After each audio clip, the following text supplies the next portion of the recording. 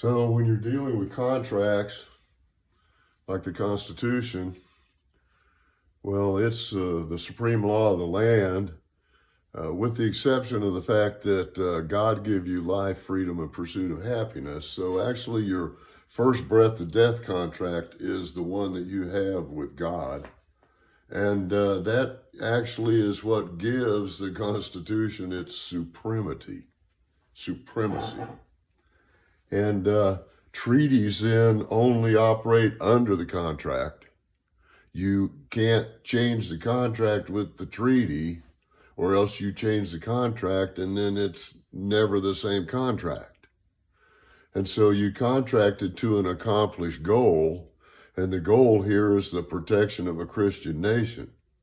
And so if the treaties are not of that, then they are not valid to the contract. Because the one thing a Christian nation has to have is honor before God, or else we get struck down in judgment. So in the first breath to death contract, you are given the tend to earth, fill the earth, enjoy the labor of fruit of your honest labor. And that includes purchases as possessions, and that includes tools to both work and to defend yourself, including firearms. Now, Second Amendment then would be a call for you to use them against the evil. And the first breath to death, we're told to deny evil and stay away from wealth, that our excess is supposed to go to the need.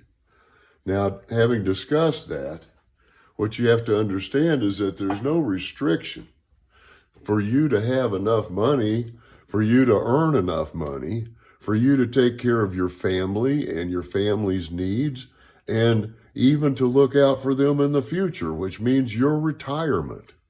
But you're not going to be able to make enough money under this system to put yourself on the easy street for the rest of your family's days and the rest of their family's days. See, we were set up, we weren't supposed to have usury. And usury is the money gained on your future labor. And that's a requirement that was put by God for his usufruct.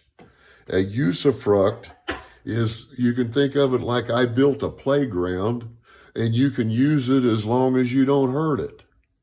And if you hurt it, you're going to be outlawed from it. And so what we've got then is a group that's interfered with our demand as excess to need. And worse, our fruit doesn't actually come from honest. It's now coming through contract fraud. See, if you've ever signed a contract, a lot of times they'll tell you to sign at the X. Well, what have you just done if you sign at the X? Whoever put that X there signed his contract, and you just witnessed it by signing at the X. That means that X owns the contract. You have no power in court. You signed as a witness. Well, that's kind of what they did to us, because we never actually signed the Constitution. That was a bunch of attorneys. And if you look at the preamble to the Bill of Rights, well, first of all, why was the rights added? And the purpose for that was to keep them from doing the things that they were talking about in contract. You see, they set up a contract where they could do nearly whatever they wanted to and make a bunch of money. But they didn't include anything like morals in it. And that's why we included the Establishment Clause in the First Amendment. Except for, again, we are the third party in that contract. They promised to protect us. And they're a bunch of attorneys and pollsters.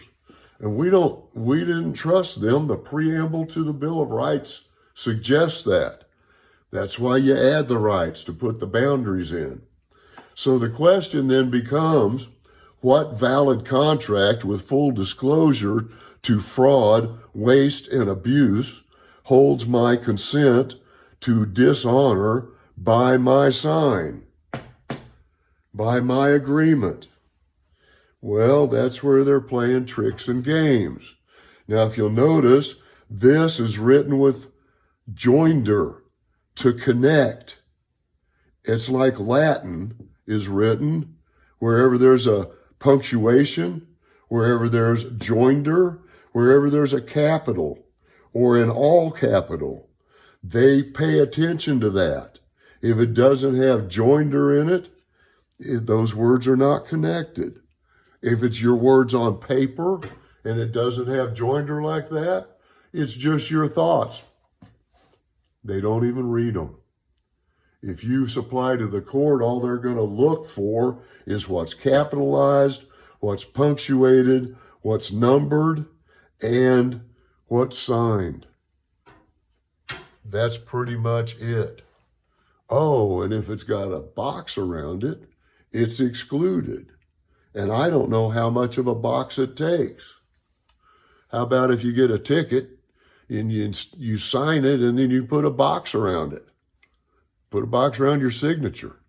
Does that exclude it in the court? If you get a ticket and don't sign UCC 1308 on the back after it, then you've signed it without securing your rights anyway. And they didn't really have a contract on you. You just thought they did.